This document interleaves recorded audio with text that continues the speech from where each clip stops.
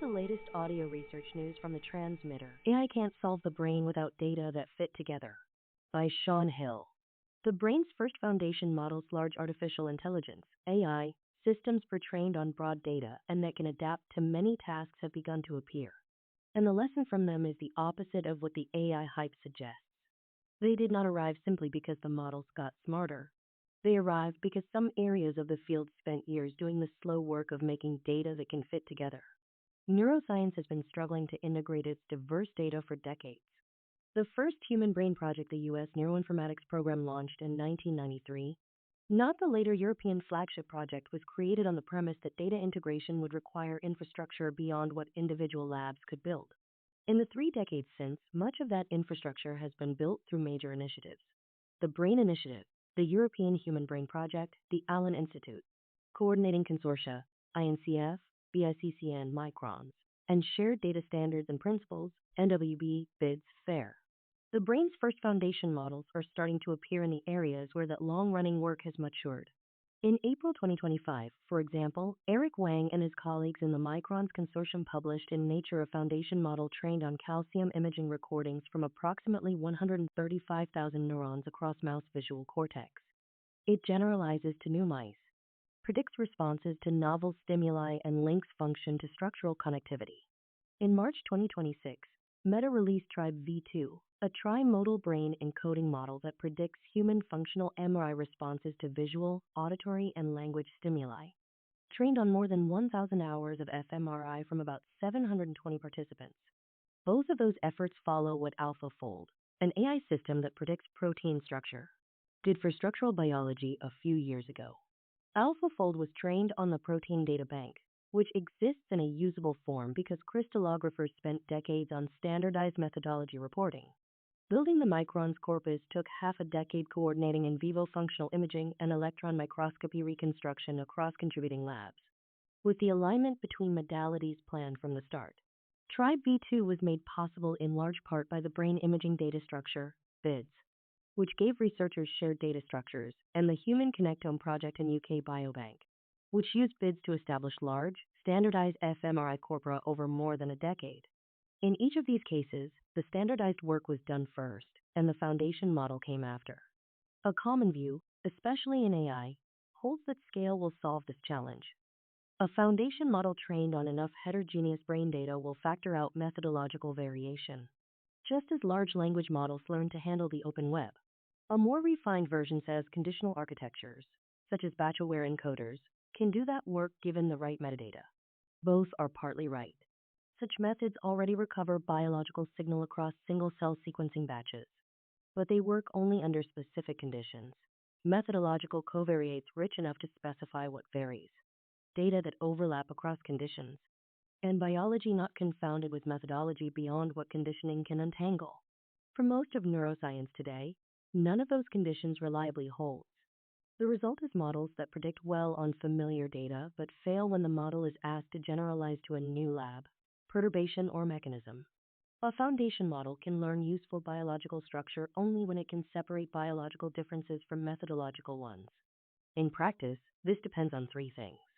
First, shared file and data standards such as BIDS and Neurodata Without Borders, NWB, for neurophysiology, which give the field common ways to store data.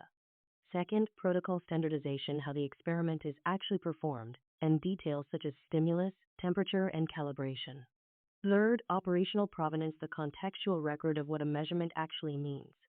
The first has come a long way. The second has barely begun outside specific consortia. The third almost never travels with the published data. Without all 3, biological and methodological variation collapse into one signal, and the model fits the data without grounding in mechanism. I have spent many years on this problem. At the Blue Brain Project, I co-led optimization and machine learning methods for reconstructing detailed biophysical models of neurons and cortical and thalamic microcircuits, which required integrating molecular, cellular, and circuit-level details into a single simulatable system.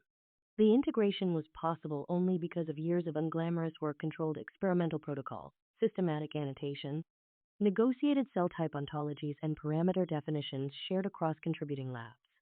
In the European Human Brain Project, I co-led the data infrastructure strategy. As director of International Neuroinformatics Coordinating Facility, INCF, I worked internationally on community programs and standards. Inside a project that has done the infrastructure work, integration becomes possible.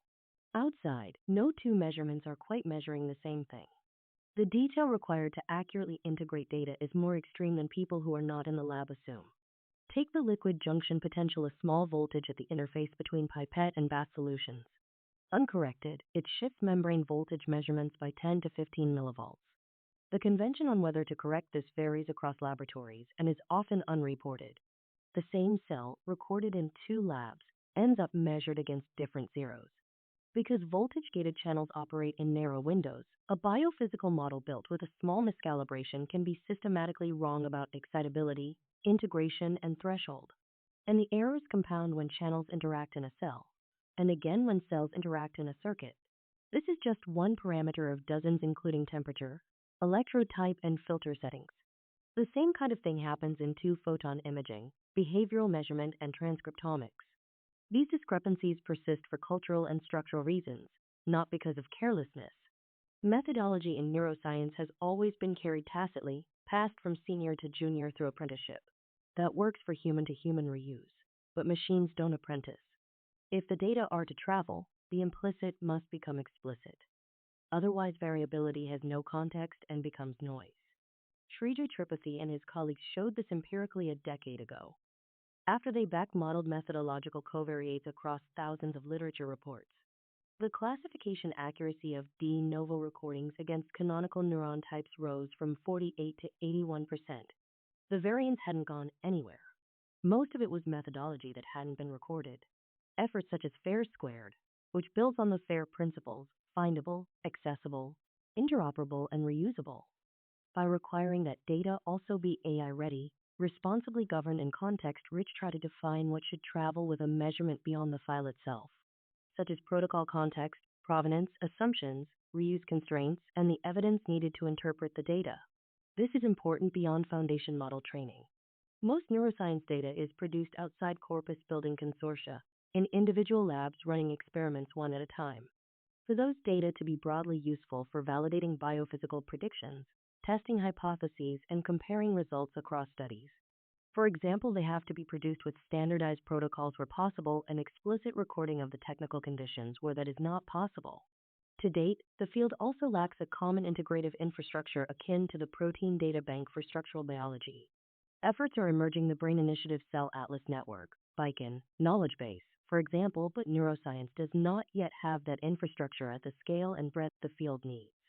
AI can help solve the puzzle of the brain, but only where that work has been done to integrate data across groups. The models the field will want next, covering behavior, development, clinical neuroscience, and causal mechanism across scales, will not come from data made interoperable after the fact. These models will come from the standardization, scale, and provenance the field has so far built only in limited domains.